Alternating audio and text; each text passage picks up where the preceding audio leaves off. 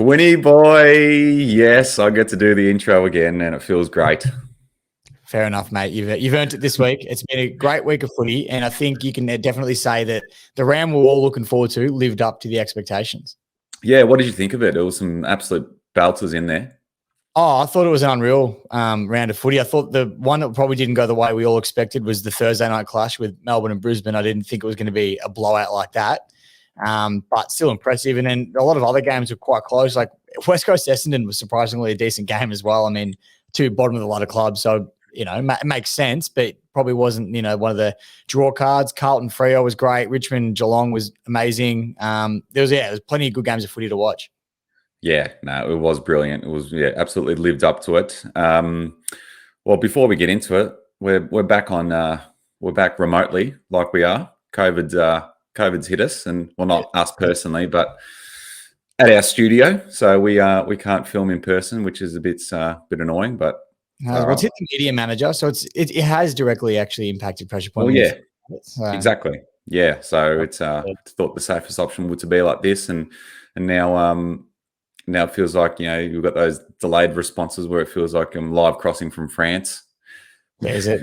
I still never get over that one from I can't remember what episode number it was, but I remember you asked me, and I stood there staring at you about 20 seconds, and in me it was all real time, but I didn't realize how bad the delay was till I listened back to it. So hopefully it's a little bit better than that this time around, but yeah, we're going to have to make do this week at least. Yeah, exactly. So far, so good. But let's get into it. Well, you mentioned the D's at the top. They were bloody impressive, and they shut all the doubters up very quickly, swiftly, and they're back into premiership favoritism and looking unbeatable yet again. And rightfully so. I mean, I know we talked about it a fair bit, and we never wrote them off here on the podcast. So we were always believers in Melbourne and knew it was just a bit of a form slump. It's going to happen no matter who you are. But geez, what an emphatic way to get about it. And to knock off Brisbane, we know Brisbane, notoriously don't play very often at the MCG, and they're probably not used to it. But to win by 64 points against, one of the top three sides in the comp, that's definitely stamping their authority on the comp. Yeah, absolutely. I think, as we've said many times, I think the break was perfect for them. It's exactly what they needed. And then even with Max Gawn out, Luke Jackson stood up and has stamped himself as one of the best young players in the competition. He was enormous. And then even Jack Viney was huge as well. I think he goes a bit underrated with all the superstars that they've got. And to do that to a Brisbane team, who everyone is picking as the second best team in the competition was crazy. And I'm glad it happened, because some people were saying some outrageous things about Melbourne after the 3 losses in a row, and the brawl outside on Tricot and all that. So I'm glad that they've shut all those people up, because it was very premature from a lot of them. Oh, 100% it was. I mean, how do they go 10 and zip? They win their first 10 games undefeated, look unstoppable. They lose a couple of games, that off-field incident happens, and all of a sudden they're a basket case like that.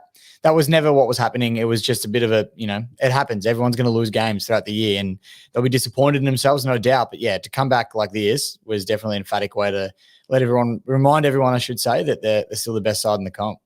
Yeah, exactly right. I think all the best teams over the last few years you've seen have all got those mid-season slumps. They've all had them. So it's completely normal. I don't know why people are writing so quick to write people off and teams off. I think we brought up the example last week. I think Lee Montagna said Melbourne could miss the 8. Like, come on. Like, it's just outrageous. Lee Montagna also said this week that Essendon will play finals next year. So let's not look too much into what Lee Montagna says. Yeah. He said it last night, maybe. This is why these fan channels and fan podcasts are the best ones, because they're getting paid to create headlines and stories where we actually talk from a better place than they do, I think. What do you reckon? I think it's more genuine, because if you listen to both of us talk, especially about our clubs, we're pretty biased the way we speak, but it's heartfelt. So it's not you're not just saying stuff for clicks. You say what you actually feel. So I feel like in that sense, it's definitely more genuine and authentic for sure. Well, apart from my big calls where I make headlines, those are outrageous. Those were outrageous. I might have a good one today, so we'll wait and see. I'm looking forward to it. Speaking about the Bombers, they got rolled by. I mean, there was talk this was the worst team of any season in history. West Coast Eagles. I think they're being beaten by North now, but geez, still to lose to West Coast after coming off such a good win the week before is pretty embarrassing from the Bombers. Well, a lot of Essendon supporters were stoked with what they saw last week. They thought, the form is up. Obviously, we're not going to compete this year, but if we can continue to be competitive and play a similar style of football, we'll be all right. And heading into WA, what a perfect opportunity against West Coast, who have been an absolute basket case. And yeah, to go over and lose by 10 points and wouldn't have been what they expected, that's for sure. Yeah, exactly. I thought West Coast played really well. Like it was weird. Like they look like the West Coast of old. Like all their old heads played really well, like Josh Kennedy, Andrew Gaff, Elliot Yeo, Luke Shuey. Like they all played really well. Yeah, Darling was another one that had a pretty good game also. And tell you what, the Tigers got him next week, and I'm pretty nervous after seeing that performance. I mean, they played some seriously good footy, and you're right. I mean, is it just because they played against the bottom 8 side and, Essendon haven't been too flash themselves, or are they genuinely back? It's going to be tough to tell, but with West Coast, we're going to need to see a few more games like this to sort of get a good read on where they're at the moment. Yeah, well, they've got Nick Nat coming back pretty soon, I think, which would be huge. And I know Carlton play him in a couple of weeks, which is bad. The bad time. I wish we could have played them, 5-6 weeks ago. But yeah, they're probably going to knock a few teams off and probably put a real dint into some finals aspirants. I reckon. Like you say, you guys play them, we play them. They're going to take some big scalps along the way. I reckon over the next 8 weeks. I have a feeling this will be one of those teams that knocks off a Richmond, a St Kilda, Bulldogs, all those teams that are fighting for that 8th, 9th spot, or a 7th and 8th spot. Sorry, no one wants 9th. That 7th or 8th spot, and they're going to knock them off and be the reason that they miss out on finals. And it's going to be the most unexpected way to happen because you think walking in a West Coast game, you're going to beat them this year. And I reckon they're going to disappoint someone really bad. Yeah, exactly right. So, yeah, fingers crossed it's not against us, but we'll find out soon enough. But mate, speaking of the Blues, oh boy, Jeez. Bad, aren't you? Mate, that performance against Freo on the weekend was, I'd say, our best win of the season. It was the best we've played. 4-quarter performance, dominant all over the ground. It was our bottom 6 players were awesome. Like that. That's what's making us have such a great season. Is these players like Cottrell, Lockie O'Brien, Jack Nunes, like they all played brilliant on the weekend. That's what's lifting us up. Yeah, sorry to cut you off. Yeah, Cottrell was one I was going to talk about. He starts as a medical sub most weeks, but recently he's been starting in the best 22, and he's been shining. I think he's relishing the opportunity. Am I right in saying that? Absolutely. Yeah, for me, he's the biggest improver in our team. I think he was the whipping boy over the last couple of years, especially last year when he was getting a few games and just really questioning why he was in the team and then why he got another contract this year. But Voss obviously saw something in him. He's playing playing him to his strengths on the wing. I think he's the best runner at the club. He's quick as well, and he's a great user of the footy. So it's players like that's gonna put you into that premiership calculations and top four spot on the ladder because you can have your A graders playing well every week, but if you there goes my mic, I'm getting too excited about the Blues. I don't want to know where you were resting that microphone. Oh, jeez. What was I saying? Yeah, Cottrell. Yeah. What is? I lost my train of thought. Yeah, the A graders and then your B and C graders, which I have to agree, it's all good and well for your stars to be playing good footy, but if the talent around them isn't performing as well, then it's not going to work. Everything needs to click, and I think at the moment it's starting to happen with Carlton, and Jacob Wiedering's not too far away, and some not recruits, I should say, but some cavalry is coming back. That's what I was trying to get out. The cavalry is coming back pretty shortly as well. So if you can keep everybody on the park, scary signs ahead. Yeah, well, there's talk Wiedering might be back this week against the Saints, which will be huge, especially with Max King up forward.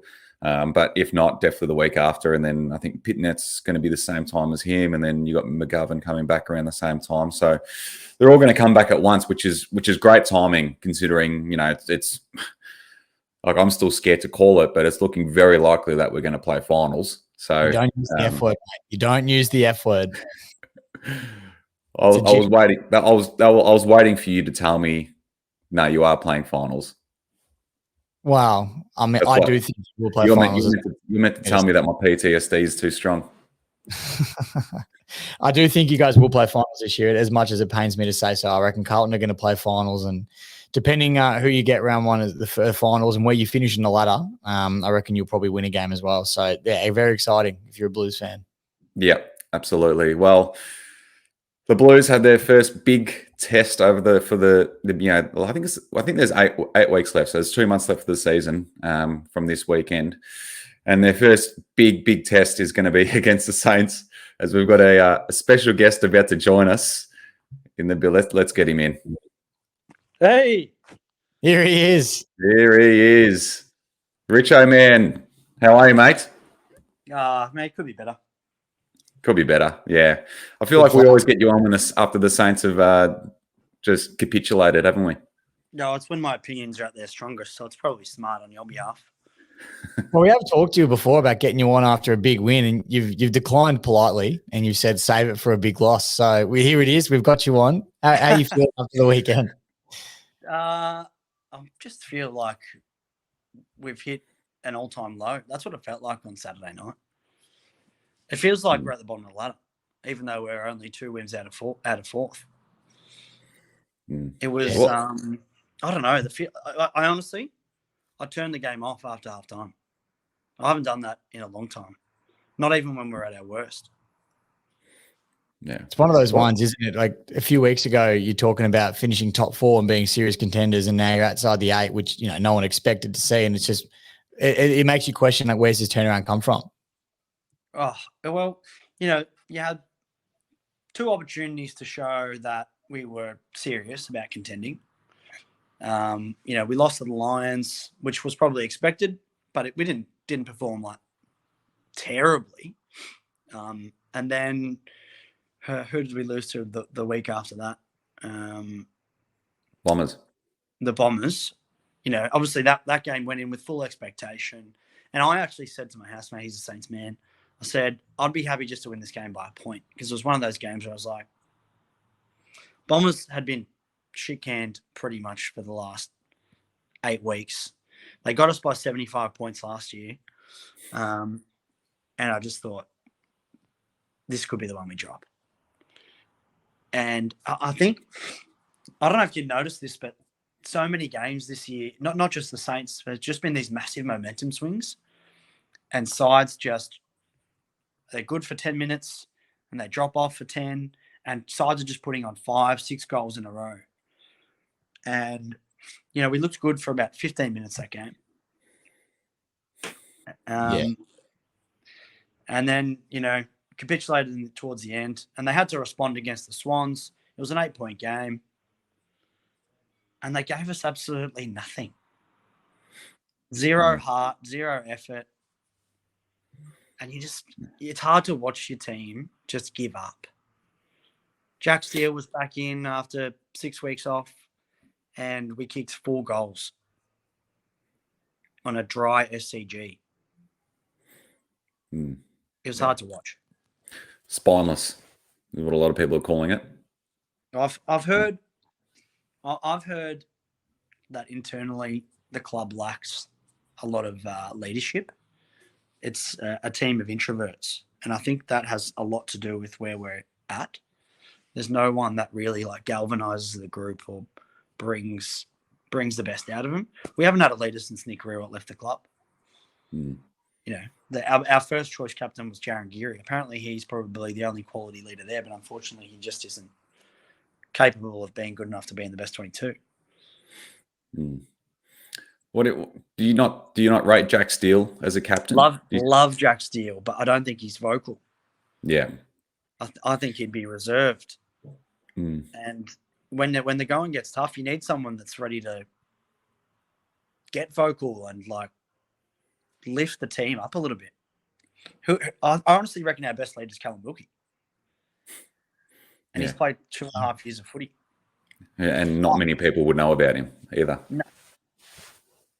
No, I do love Steele as well, but I agree with you. I think he is probably too quiet. I mean, he leads with his on-field ability and the things he does on the field, but I think you need to be vocal, especially when your team's getting pantsed, and he just seems like a quiet, reserved kind of guy. I mean, obviously I don't know, but yeah, I think I agree with you there, and he seems like that a bit. And it's like you said, who do you point to if not Steele?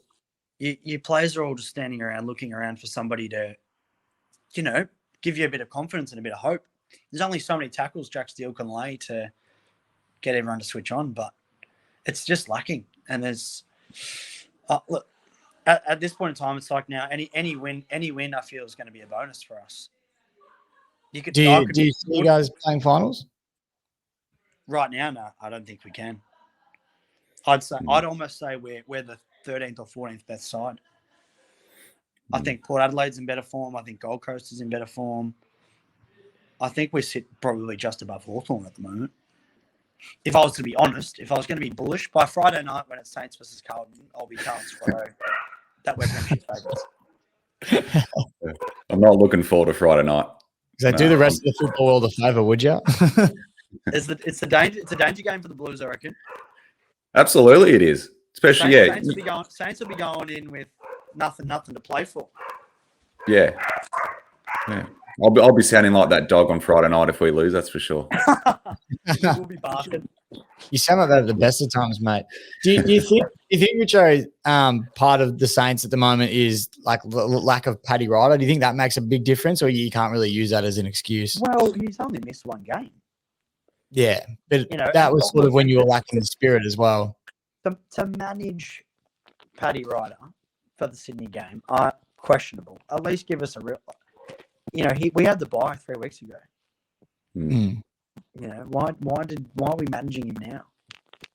Manage him when we've solidified a finals position. Because realistically you need to win 13 games to play finals this year. Yeah, at least. Saints have won 8, and was there 8 games left? Yeah, you need to win about 5 more. You've got a tough draw. 5 out of 8, and we've got Geelong again, Carlton, Sydney again, Fremantle, Bulldogs who are up, and then we've got West Coast in WA, which is not a gimme. I reckon they'll come back and win a few games the rest of the year, West Coast. We were just saying that actually. I was talking about how I reckon West Coast are going to beat a side like a Richmond, St Kilda, a Bulldogs, all teetering around finishing 8th, and they'll just knock them out of finals and real disappoint them. So I'm glad you agree. Would you see the West Coast team list on the weekend?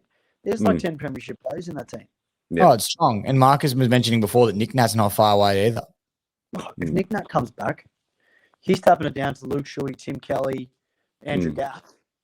And you've got Josh Kennedy up forward. You've still got Tom Barras.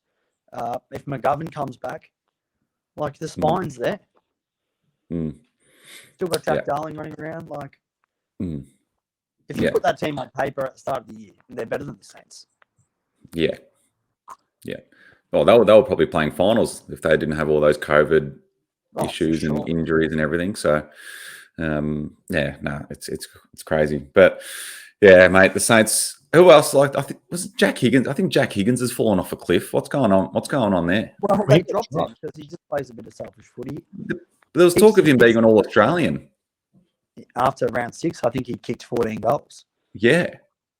And he had kicked maybe 2 bags of 5 in that time. Yeah. And I think he's had a few moments where he hasn't given the first gives and cost us a goal here or there. But on the weekend, we severely lacked a marking option that wasn't Max King. Because he just couldn't put his hands to it. Whereas Jack Higgins is a small forward, but he leads up at the footy. He gives you a target when you're going in. Whereas we elected to go with Dan Butler, who applies great forward pressure, but he doesn't do much else. No. But Dan Butler's another one that's been in and out of the side. Like the last couple of years, he's found himself getting dropped continuously. But I did like what Rutten did and said about Jack Higgins when he was dropped. He was pretty upfront about it and said, Jack can't just play Jack Higgins footy. He's going to play Saints footy, and that's why he's not playing. Did you like that the coach is pretty upfront like that, or would you have just preferred him to keep him in the team and do what he was doing? No, I don't mind. I like a hard call. You got to try and get everyone to play team footy, and that's what he was trying to do. So I can understand the decision. I just don't know if our replacement options were good enough to make that call. We had Cooper Sharman play on the weekend, who was throwing himself at a lot of contests. But he was taking, I don't know if you probably didn't watch. Did you watch the Sydney St Kilda game? I watched probably the first half and then I dropped off. Yeah. So Sharman took all. If Max King actually, even if Max King was in there, Sharman was taking the ruck in the forward half. Did not win a single tap. Just had Higgins.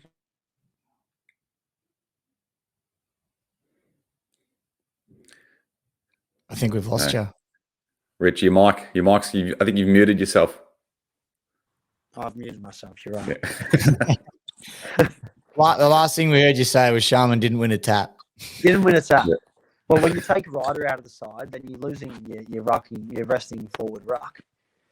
So would have been a great time for Jack Hayes to come in and just dominate. But Yeah. What are your thoughts on Ratner? There's been a bit of talk. He's out of contract as well. Do you like him? Like, I think he's the right coach for you. He's just going through a very lean period. But what are your thoughts on Rats? I don't know if the coach is the answer. I honestly reckon it's the playing group. We need to get in a big-bodied mid and a leader and a voice. But at the same time, I don't know if you can buy a leader and bring him in. They need to be grown internally. Yeah. So there's something going on. Whatever youth's coming in, we need to be targeting leaders. And I just don't know where that's coming from. I was hoping it might be Max King. I've heard he's pretty quiet as well, though. Yeah. Dan Hanbury is still there. Look, I do have some pretty vivid dreams. Dan Hanbury coming back into the side. We win the last 7 of the year, and then we go on and win the 2022 flag. You know, it's possible. It is possible. I mean, you've got to dream. You got to have these aspirations. So. Look, if we beat the Blues on Friday night, I'm back on board.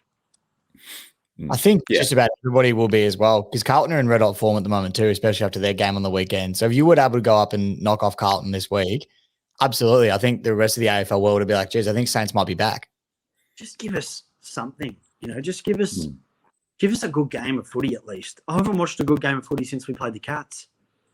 Yeah, that was a good win. That was a great win. Like, what happened to that team? That was like 6 weeks ago. Yeah. It's a long time in footy. Isn't it? Yeah. Well, let's hope it's not this Friday, because that'll be disastrous, to be honest. Yeah. It'd be good.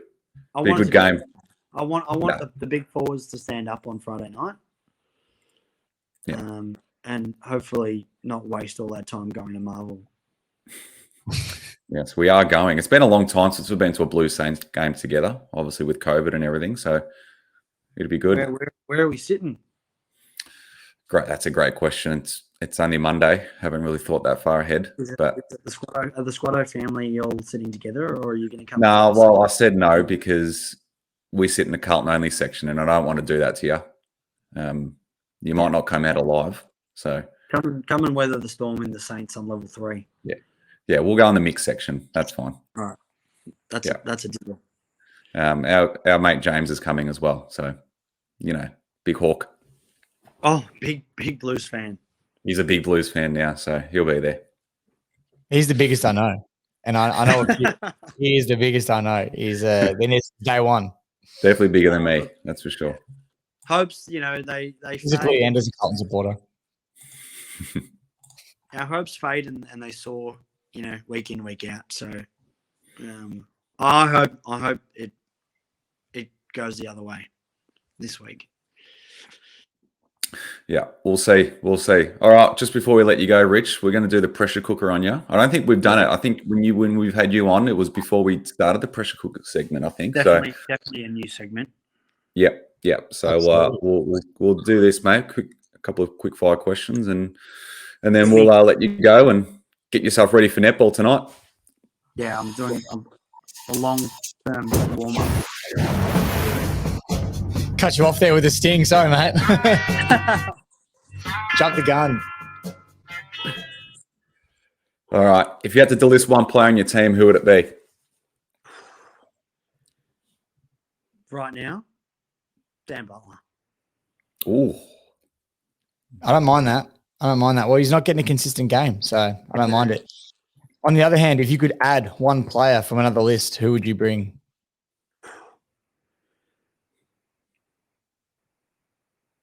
Give me Nat Five. Nat Five now or peak Nat Five? I want peak Nat Five. Yeah. Okay. And he's that leader you're looking for too. Yeah, we need the voice. Yeah, Love that. I like it. Would you wear your team colours to a neutral game? I did on last week, so yes. Which game was it? Melbourne versus Brisbane. Oh, you didn't. It was concealed. It was a Saints t-shirt underneath the jacket, but the jacket was also Saints colours. Yeah. So, was that intentional? Just in case I had to whip it out. Yeah. Yeah. Just to remind everybody. Next one, similar token. Footy jumpers at games. Do adults wear them? Do you wear them as adults? That's a no. That's a strong no from me. Ooh, I knew you'd say that. We've had a mixed bag. You've had a mixed bag. Oh, I don't mind it. Which team do you love beating the most? Pies. Every time. Well, look, anyone actually. My brother barracks to Melbourne, so going to a Saints Melbourne game and winning that game is always very sweet. It's a toss-up between the Pies and the Ds. Yeah. Yeah, don't mind that. And speaking of pies, I don't know where this question came from. It's been thrown in there, but favourite food? Oh, God. All right. So we're talking like, if I've always said if I was on death row and I had to choose my last meal, it'd be a Habibi special, nicely cooked chippies on the bottom, shredded lamb on top, chili, garlic sauce, cheese, jalapenos, and then just like a little side of like some capsicum dip. I love that. I need to ask, how close have you been to death row that you've thought this intricately about your life? This question comes up. You knew that on the back of your palm pretty much. You just knew that meant that was like a red menu. I'm always ready for that question. You know, if death row comes around the corner, you need to know what meal you're having. No, absolutely. I love it. I knew you were going to say HSP. I just knew that was coming. Have you ever had a bad one? Oh, yeah, I have. About 10 years ago, I did. Food poisoning. You know this. Very recently too. I didn't mind it. Yeah, no, they're good. All right. So that question was usually who's your favourite Pressure Point co-host, but we knew the answer to that one, so I thought I'd change it up. Yeah, didn't want to get one down in the tally, did you? No. All right, Rich, thanks for coming on, mate. Really appreciate it. And, hopefully we'll get you on for a Saints win next time in better circumstances. But no, thanks again, mates, and we'll see you in a couple of hours at netball. Thanks for having me. I'll be limbering up for the next hour and a half. That's it. Foam rolling. See you then, mate. See ya. See you, mate. There you go. Another disappointed Richo episode. He's going to... we definitely said last time we'll get you on after a win, but it just felt necessary after what they've been dishing up, and they're playing the Blues this weekend. I thought, why not? But we have asked him to come on after a win, and he was more reluctant than after a loss. I feel like he likes to vent. Yeah, the venting and the passion comes out after a loss, that's for sure. So, absolutely. Yeah, but that was good, and the HSP answer, fantastic. You saw it coming, didn't you? Yeah. It was like he was reading off the menu, wasn't it? It was. He knew. I'm telling you, when he started talking about the side dishes as well, I'm thinking, who gets a side dish with an HSP? You've thought about this, man. This is something intricate. But I loved it. It was a good answer. And I'll tell you what, I probably wouldn't, it wouldn't be one of the worst options to have as your last meal. So I don't mind it. Absolutely. All right, mate. Let's talk about your Tigers. What happened on the weekend? The AFL hates you again, do they? I'm not so much on that bandwagon, but I actually thought this is one of the best games of footy as a whole that I've seen in a long time. It was obviously just disappointing to be on the wrong side of the winners list there, but I thought it was an unreal game. There was a lot of ebbs and flows, like Richo said, a lot of momentum swings. I think Geelong had us by 35 points earlier in the game, and then we brought it back, and in the last quarter we were up by 17, and then just Geelong brought it back into an absolute nail-biter, and it really could have gone either way. Obviously, Geelong got the chockies in the end, but with 3 points, hard to break the two teams apart, I thought. And, if Dion Prestia was still on the ground, who knows, our best player, arguably, it could have gone another way. So, not using that as an excuse, it was still a great game of footy, and we had them by 17, so probably should have got the job done in the end. But, unreal game of football. Did you get to watch it? I know it was an awkward time. Yeah, I've only seen the highlights because I was coming home from the Blues game when it was on. But yeah, it looked unbelievable, like a real solid, high quality contest from between two teams. And obviously, you played off in the grand final only a couple of years ago, so there's obviously quality there. And it really looked like the Cats just wanted to get one up on you, didn't it? Like they really were playing with a lot. I know they were just a bit more fierce, like more than usual. Well, I don't know what it is. Since 2017, I feel like Geelong always get us in the home and away, and then whenever finals roll around, we always get them in the finals. So I don't know if that's got 2019 prelim, 2017 elimination, obviously 2020 grand final. We always knock them off finals time, but during the year they either belt us or actually this has been probably the first close one we've had, but they normally pants us in home and away season. So I was actually just happy to get close, to be honest with you. And then when we were 17 up in the last quarter, I think we might win this. But as we were talking about before, it doesn't matter how many goals up you are. Momentum is that strong at the moment. The way it swings, it could go either way. So tough game. The one gripe I did have with the game, though, and I don't know what your thoughts about it were, but obviously I mentioned the Dion Prestia concussion early in the game, early in the first quarter, I believe it was.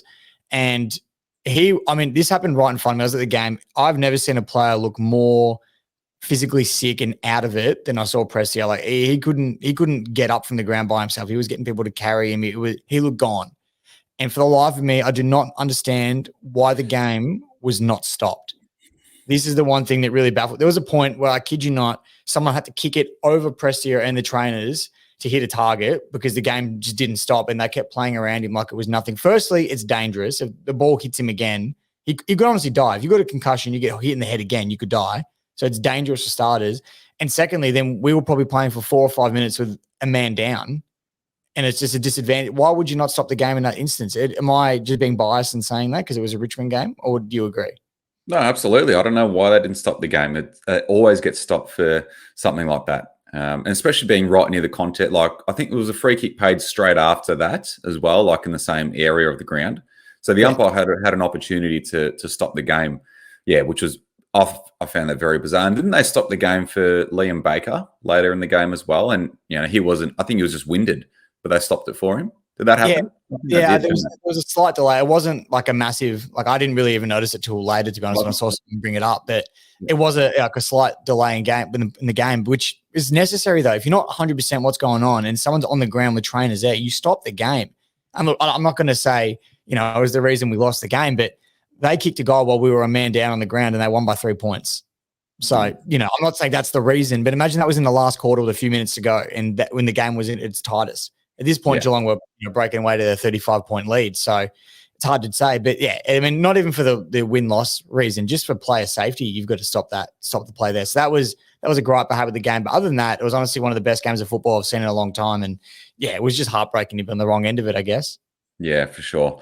Geez, we really needed Richmond to win. Geelong winning, they kicked us out of the top 4. And it was the only real game that we're cheering for Richmond. So, don't get used to that. But, it was a good game. Huh? You weren't cheering Richmond the week before? Oh, please. Don't bring that game up anymore. I told you. I'm still rolling on a high from that. That's what gets me through. I actually got home and watched the replay just to get over the Geelong loss. So thanks for that. But it was a good game. It was a really good game of footy. And once again, like I said, one of those top 8 clashes we talked about that definitely lived up to the expectation. Yeah, exactly.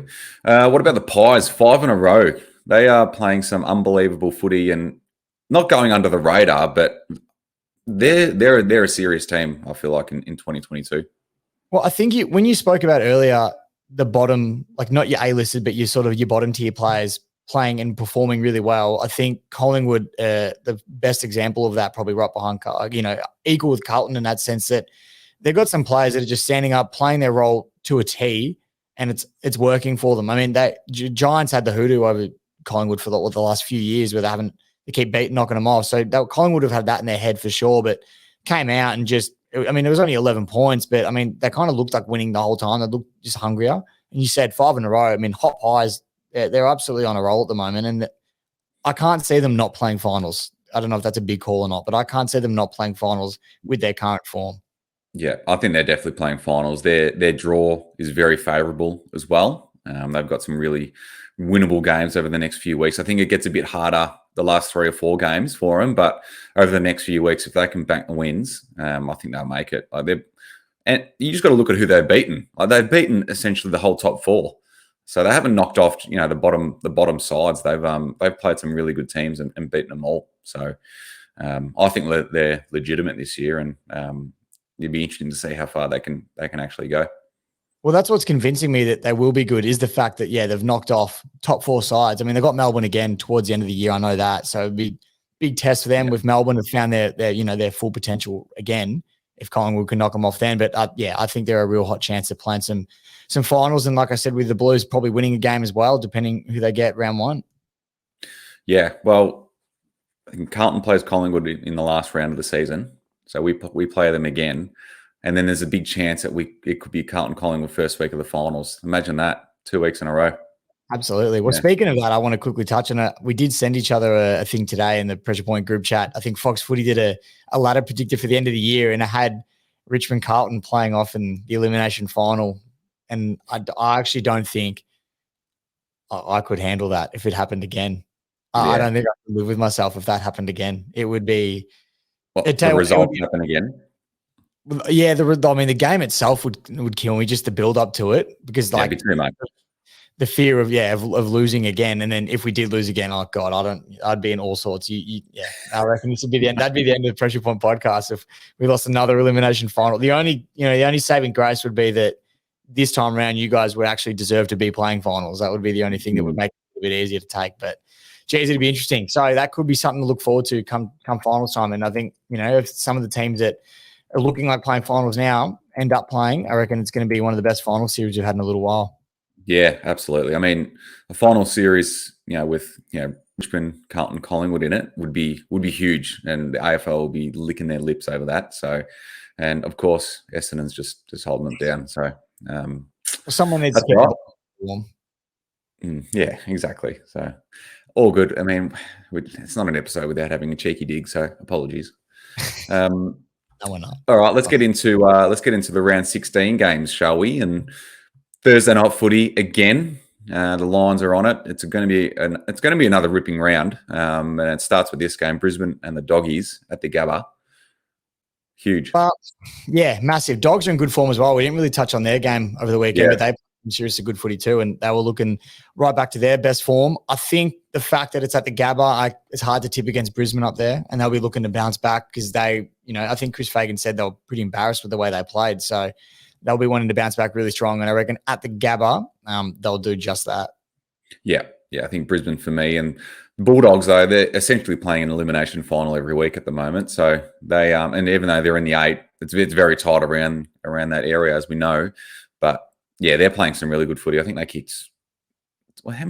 kicked an outrageous amount of goals in a row on the weekend as well. I think Hawthorn had a bit of a lead, and then the Dogs ended up just smashing them through the second and third quarters.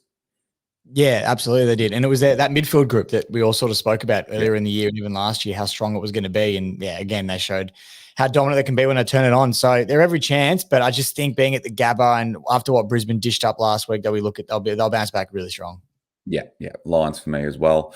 Friday night, we've got Carlton St Kilda, as we spoke about earlier with Richo. Regardless of how the Saints have been playing lately, it's going to be a good contest. Two teams that play Marvel Stadium very well. And as I said, very, very scared, especially with the media attention that the Saints are getting at the moment. Yeah, I mean, maybe because it's coming from a neutral standpoint, I just see Carlton winning this one. I don't see St Kilda. I mean, you obviously give them a chance, but I think Carlton are just too up and about at the moment. Charlie is in very good form. He showed that on the weekend. I just reckon the Saints won't have answers for your two big forwards, and your midfield group, I think, is just a lot stronger as well. So I reckon those two factors alone will get you guys over the line. But being at Marvel Stadium, the Saints do play well there, and they'll be looking to bounce back also. But for me, still Carlton.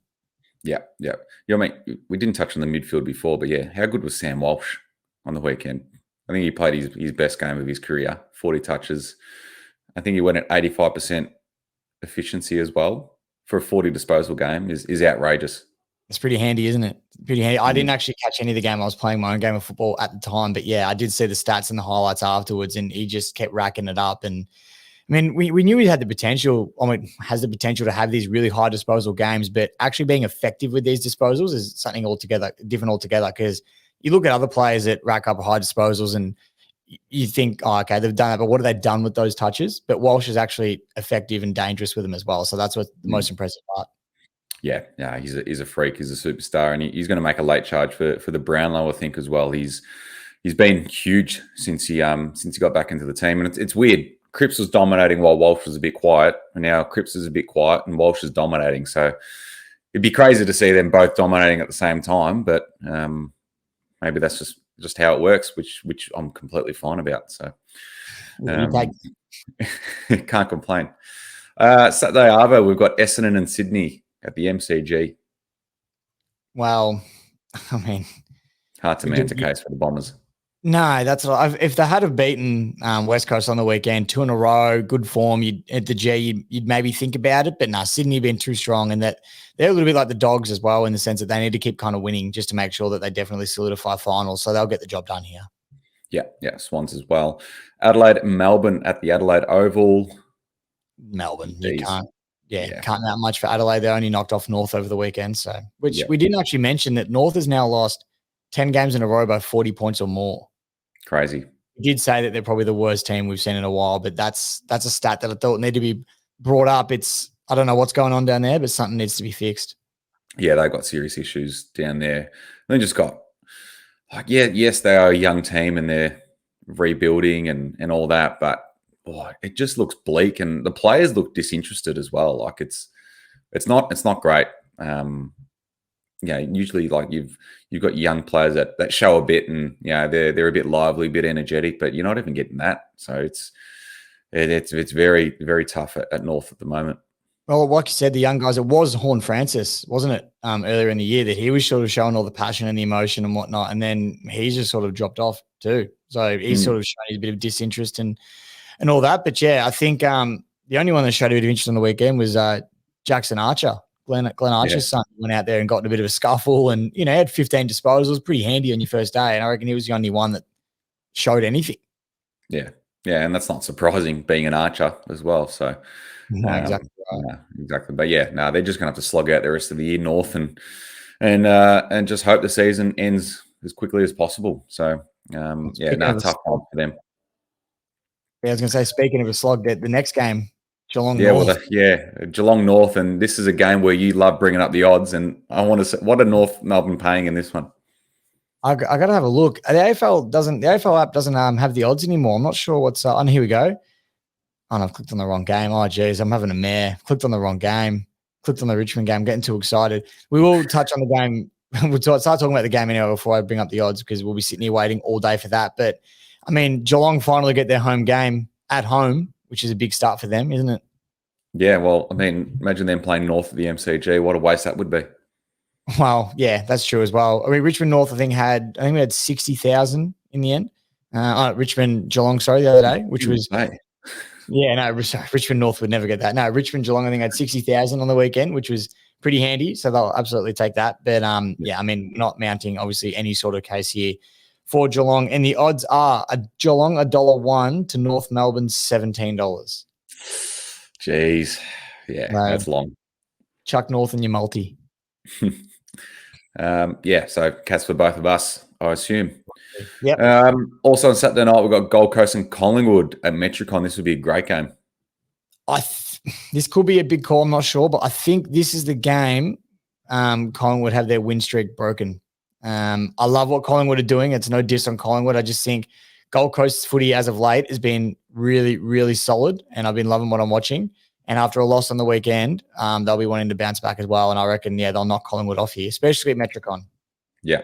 I feel the same as well. I think Gold Coast will win. And again, they're another one that's just playing an elimination final every week now. They just need to win, and I think they will. And at home, they've been really good there, and they were unlucky not to beat Port the other day as well. So, Gold Coast for me as well, even though if Collingwood win, though, that's 6 in a row.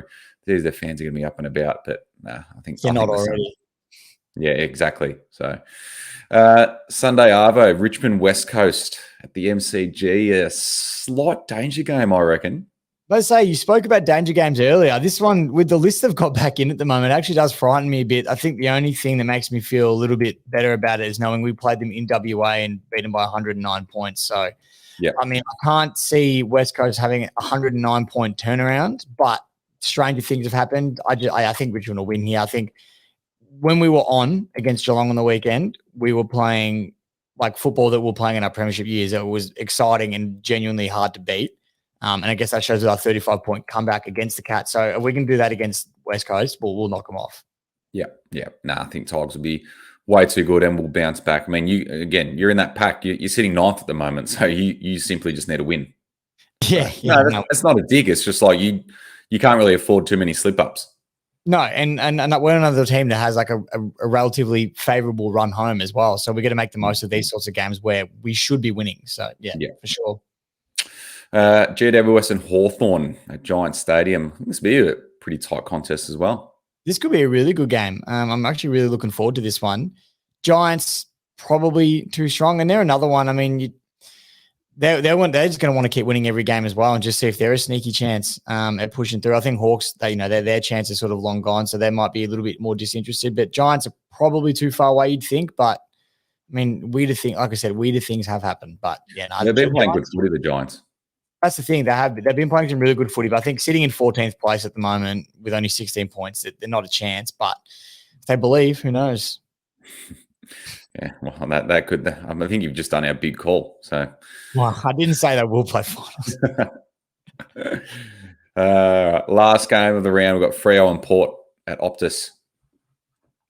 Freo and Port at Optus Stadium. I mean, Port, good form, good win on the weekend, but Freo, disappointing loss, back home on their deck, big ground. I reckon Freo get this one done. Yeah, I think Freo, they'll bounce back. They're pretty disappointing on the weekend, so they'll definitely want to bounce back. And I mean, Port's another one that just needs to keep winning, but Freo over there are way too strong. So Dockers for me as well. That is round 16. Can you believe it? It's flying by. Not long left. It's flying by. And I also want to quickly just dip back to what I was talking about before and make an apology there, because I've obviously had my positions in the ladder all twisted up. GWS and Hawthorn are actually in the same spot on the ladder with only 5% separating them. So I take it back. I take back what I said about Giants being more hungry for that final spot, because they're both in the same pretty poor position at the moment. So I think we'll be in for a great clash regardless. But neither of them are playing finals. They're not. No. Definitely not. I'm not sure what you were looking at before. I thought they were higher on the ladder for some reason, GWS. But I don't know. I just double checked because I thought there's something sounds wrong with what I'm saying. So I double checked. I'm like, oh boy, good thing this isn't live. All right, mate. Let's do your Crimea River. Let's do it. All righty. Crimea River this week. Readjusting myself there. I'm getting comfortable for this one. It's been spoken about a fair bit this week in the papers, in the media, and that is the send-off rule, which obviously, because it happened in the Richmond game, that's why I'm bringing it up. But I have always been a fan of this, believe it or not.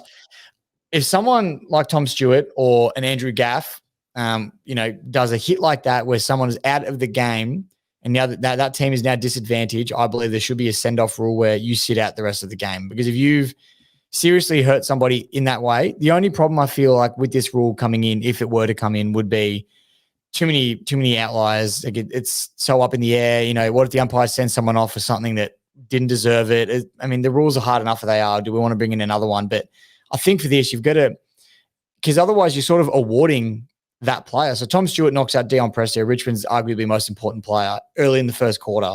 Tom Stewart then goes on to have probably a best on ground performance, and we lose by 3 points, probably getting beaten out of the middle towards the end of that game, where if you had Prestia in there, it could be a different game altogether. So Geelong are almost advantaged in that sense because of what Tom Stewart did. And obviously he'll get his weeks now coming up, but that doesn't help Richmond at all. So I think if you've been disadvantaged like that, or even with Andrew Gaff punching Brayshaw, then Freo were down a man. So I think you should have a send-off rule, whether it's a sin bin or you're off of the game, it gets reviewed. And I think the time to review it is going to be just say Prestia's down. The game should have stopped for Prestia then. And while that stopped, the umpires look back at the hit, review it and say, yeah, he's going to sit this one out. He's done. He's done for the day. So I don't know I know a lot of people are talking about it at the moment. A lot of people love it. A lot of people hate it. I'm on board with it. I think it's we've seen too many cases in the game's history where, it's sort of that's happened and it's disadvantaged the other side. So I'm all for it. And obviously it just rejogged my memory because of what's happened on the weekend. But yeah, I'm on board with this. I don't know what your thoughts are, Marcus, but yeah, I think we should be bringing this rule in. Absolutely. I'm a massive advocate for this. Like, I don't know why it isn't. Why it isn't in every other sport has it. Like, why? Like, I just, like, yeah, you come back to that point where Richmond have just lost their best player from getting knocked out by arguably Geelong's best player. He gets to play out the rest of the game against that team. It just makes no sense, does it? Like, how does that like advantage or disadvantage, you know? It just makes no sense. I just don't know why we don't have that. I've been thinking about that for years. Like, it's bizarre. Like, I think the AFL is a bit backwards when it comes to that sort of stuff. What do you reckon? Well, no, absolutely they are. Because, I mean, I know you've got your medical sub, and that's what some people are arguing. It's like, well, you're not really down to play it because you're bringing someone else on. It's like, yeah, but this guy wasn't in your best 22 to begin with. So you're down in that sense because he's not in your best 22. But then you're also almost rewarding, the guy that's, that's made the contact or had the hit or whatever it is. You're almost rewarding him by letting him stay on the ground for the rest of the game. At all local levels of football, they've got yellow, red cards. They send people off. I'm not saying I want yellow and red cards, but they send people off in local football. I don't understand why it wouldn't be a thing at AFL level. It's not going to happen often. So it's not really going to be that big of an issue. How often do you see hits like that? Like, it's once a year, if that. So it's not going to be a common thing that we see. But I think when we do see it, we should be sending those players off and sitting them out for the rest of the game. Yeah, 100%. Yeah, big. I really want that to come in, because, like, what's stopping someone in a grand final just go and whack and be like, oh, but then they go on to, like, win the Norm Smith or something. Like, it's just, yeah, that's it. There's a lot of Oh yeah, like I said before, I know I mentioned it. Tom Stewart hits him, goes on to have a best on ground performance, regardless of whether he could go on and have one touch after that. But the fact of the matter is, he's still out there, and I think that's the issue that I've got. Not so much that Tom Stewart had a good game, as much as that did bother me. But yeah, it's the fact that he was still out there while Prestia was, could have been stretched off. So yeah, no, exactly, mate. No, love it. Do you want my big call, or did you already say it before? I know we want your big call. I got the sting for it this week as well. So I got the sting. So without further ado,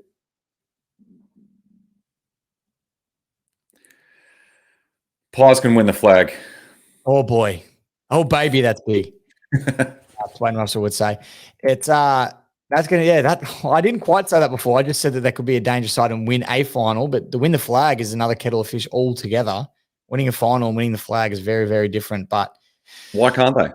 Well, that's the thing. They get it. They have a good draw. Who knows what they finish in the ladder? If they they win a final and they're at the G, they're up and about. Who knows? They honestly could. I mean, they've knocked off Melbourne. They've knocked off a lot of the top four already.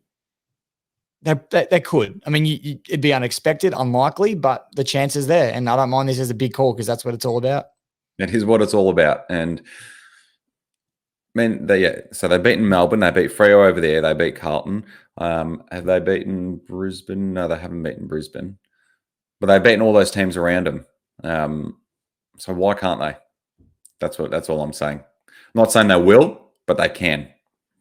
Yeah, no, absolutely. I agree. Yeah. I actually agree. I think they can win it as well. I think there's a few teams that can, and Collingwood, surprisingly enough, are one of those sides. Yeah. So yeah, maybe that could turn out to be one of my best calls all year. There haven't been many good ones, but that could be one of them.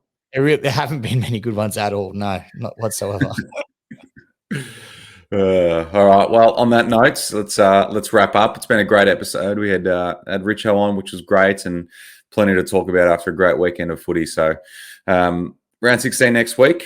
It's going to be great, and yeah, we'll chat this time next week.